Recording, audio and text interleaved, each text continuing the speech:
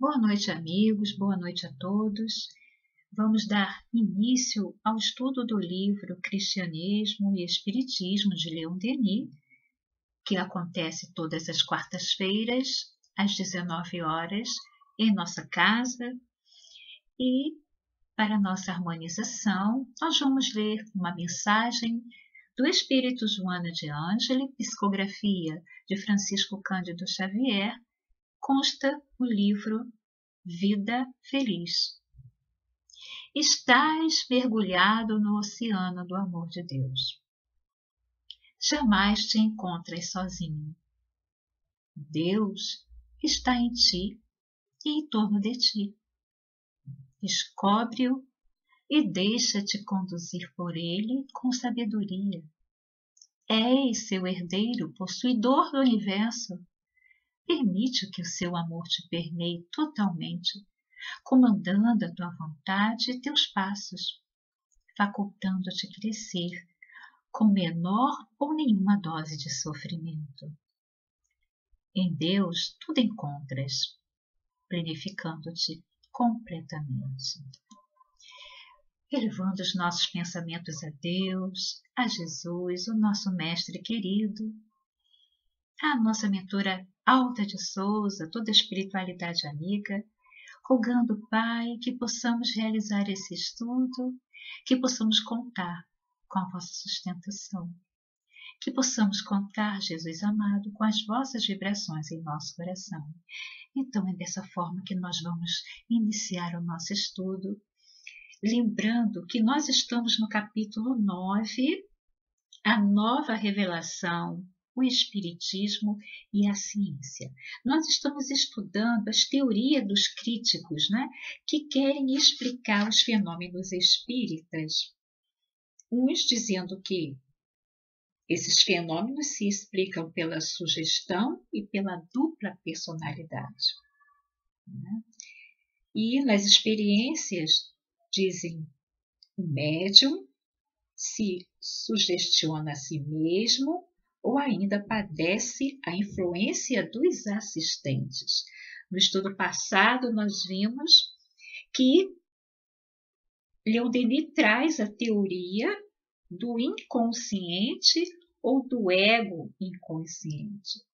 E hoje nós vamos iniciar o nosso estudo a partir dessa explicação de Leon Denis, falando para nós que esses críticos também pretendeu atribuir as mensagens ditadas em sessões espíritas a uma espécie de consciência coletiva, que se desprendesse do conjunto dos assistentes. Lógico, né?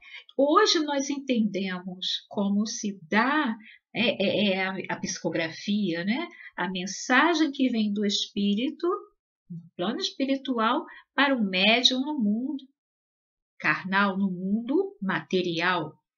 Leon Denis diz para nós que é uma concepção ilógica. Ele traz um caso para nós, e depois vocês podem ler, né, no texto, consta no texto, que em 25 de outubro de 1908 foi realizada uma sessão de manhã em Paris, no escritório do senhor Rousseau. Mais tarde, depois da refeição, na casa desse senhor Rousseau, no domicílio da família em Vincennes, um médium, então, foi chamado a atenção para umas pancadas, batimentos de pancadas. Todos o escutaram. Então, o médium, que era a filha do senhor Rousseau, traz essa mensagem, né, através da psicografia, porque o espírito queria consertar um erro que houve de manhã em Paris. Então, Leon Denis diz o seguinte: seria preciso, então, admitir que esse hipotético ser, né, esse subconsciente, seria uma emanação de todo aquele grupo dos assistentes, daquelas pessoas que estavam ali naquele momento. E que persistisse depois da partida, né, desse maior número dessas pessoas, e pudesse vir noutro meio, já num outro lugar, por outro médium, né, impressionar o próprio médico para fazer corrigir com inteligência e precisão as indicações que saíram erradas, que foram registradas de manhã. Então, podemos entender, como Leon Denis vem nos falando durante todo o livro, né, de toda a crítica sobre os fenômenos espíritas. Ele diz que, em parte alguma, se apresentaram ou se apresentam seres invisíveis como inconscientes ou egos superiores dos médiuns e de outras pessoas que estão ali presentes na sessão, mas sempre como personalidades diferentes, na plenitude da sua consciência, com individualidade livres, tendo vivido na Terra, conhecidos dos assistentes, na maioria dos casos com todos os caracteres do ser humano, das suas qualidades, dos seus defeitos, das suas fraquezas, virtudes, e dando frequentemente provas da identidade, da sua identidade. Então, nós aprendemos, e está em O Livro dos Espíritos, na questão 366, quando Allan Kardec trata na segunda parte do retorno à vida corporal, quando os espíritos nos dizem que se um homem fosse uma mistura de espíritos, né, uma amálgama de espíritos, essa vontade, esse espírito não existiria e ele não teria individualidade. Na desencarnação, o que aconteceria? Todos os espíritos que fazem parte daquele ser seriam como um bando de pássaros fugindo de uma gaiola. Né? Então, tomar, né, o efeito pela causa. É fazer com que o homem, como faziam os pagãos com Deus. O que faziam os pagãos? Acreditavam em tantos deuses quanto eram os fenômenos do universo. Tanto que cada um tinha um nome. Então, embora entre os pagãos sempre existiram pessoas sensatas, né, que apenas viam nesses fenômenos efeitos que tinham uma causa maior, e essa causa seria o Deus único. Então, nós vamos trabalhando a nossa mente com Leon Denis exatamente para podermos entender como foi o início, né, de todo o trabalho conduzido por Allan Kardec, né, assistido pelos espíritos superiores. Resumindo, então, tudo que já foi estudado até esse ponto, Leon Denis diz que tudo na natureza e no homem é simples, claro, harmônico. Ele diz, e nós sabemos porque estudamos em O Livro dos Espíritos, o espírito, né, de sistema é que complica e obscurece tudo.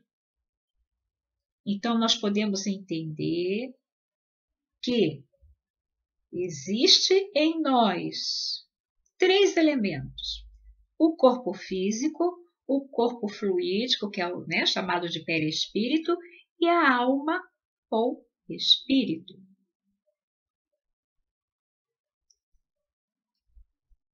O que se chama, os críticos, né, os teóricos daquela época, chama de inconsciente a segunda pessoa, ou o eu superior, ou a policonsciência, é simplesmente o próprio espírito em certas condições de desprendimento e de clarividência.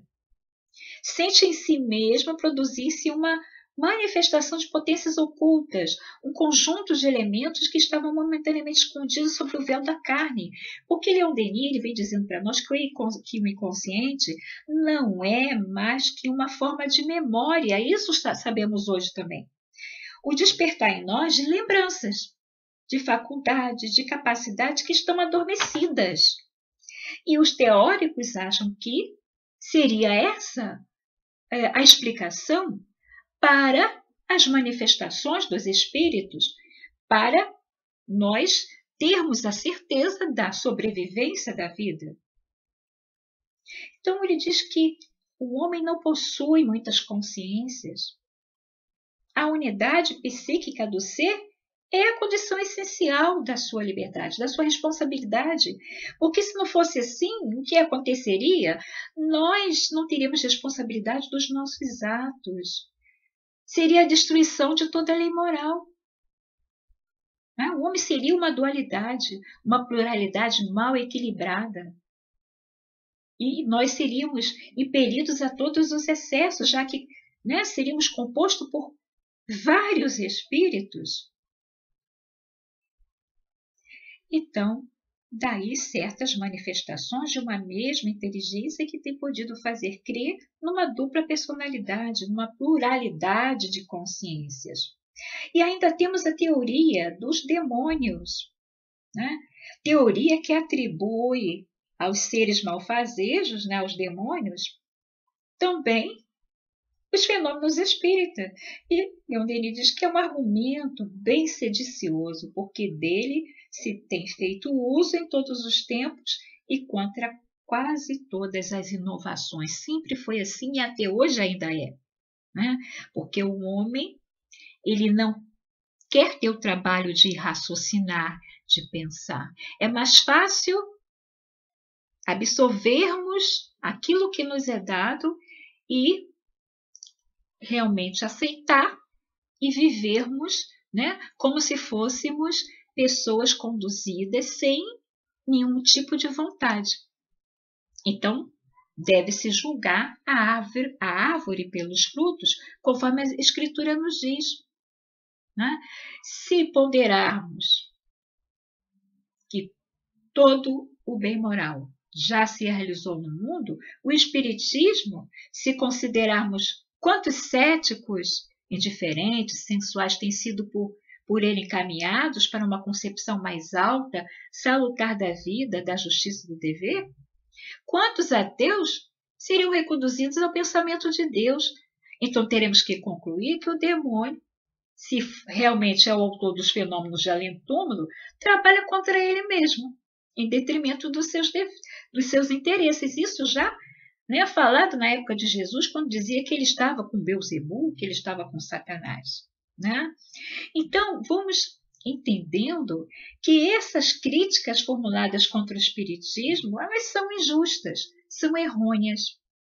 Mas Leon Denis nos diz, e nós constatamos isso ainda hoje, temos que reconhecer que entre as críticas algumas têm fundamento, porque ocorrem muitos abusos que se opõem à marcha, ao desenvolvimento do Espiritismo. Esses abusos são praticados por pessoas mal intencionadas. Hoje nós vemos casos de pessoas que usam os seus próprios dons de maneira venal. Se vendem, se corrompem, e basta uma brecha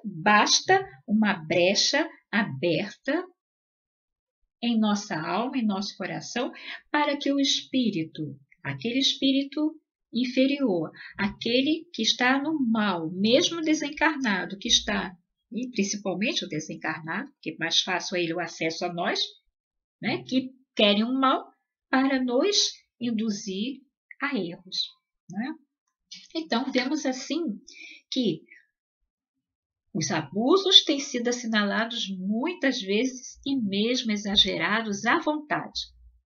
Quanto aos perigos que apresenta o Espiritismo, conforme também os críticos falam, facilmente podem ser conjurados. Como? De que maneira? Entendendo que os semelhantes atraem semelhantes. Como falamos agora há pouco das fraudes, da mediunidade venal, nós atrairemos para nós os espíritos perturbadores, os espíritos que se comprazem no mal. Então, para que nós não venhamos a passar por esses perigos, conforme é falado, nós devemos o quê? Em primeiro lugar, não trabalhar sozinho, sem inspeção, sem proteção eficaz. Perigoso é entregar-se insuladamente às evocações espíritas. Então, para evitar mais influências e manifestações grosseiras, devemos procurar o concurso de pequeno número de pessoas esclarecidas voltadas ao bem, sob a direção de um crente experimentado, e pedir a Deus com um coração sincero que permita que um espírito elevado nos venha amparar, afastando de nós os espíritos da sombra, facilitar o acesso ao nosso grupo daqueles espíritos que vão nos esclarecer e daqueles espíritos que necessitam da ajuda e que possamos ajudá-lo. Hoje nós fazemos isso na casa espírita com segurança. Naquele momento, né, até a época de Leon Denis, até pouco tempo, nós víamos pessoas, né, realizando esse trabalho nas suas próprias casas.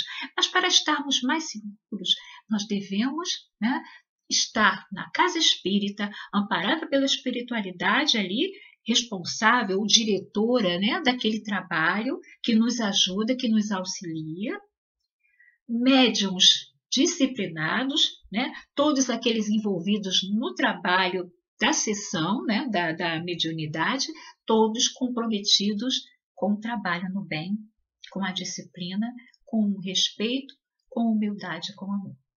Então é dessa forma que nós vamos terminando o nosso estudo, agradecendo a Deus essa possibilidade de podermos estar estudando, de podermos mergulhar cada vez mais nas leis divinas. Fiquem todos com Deus e até a próxima oportunidade.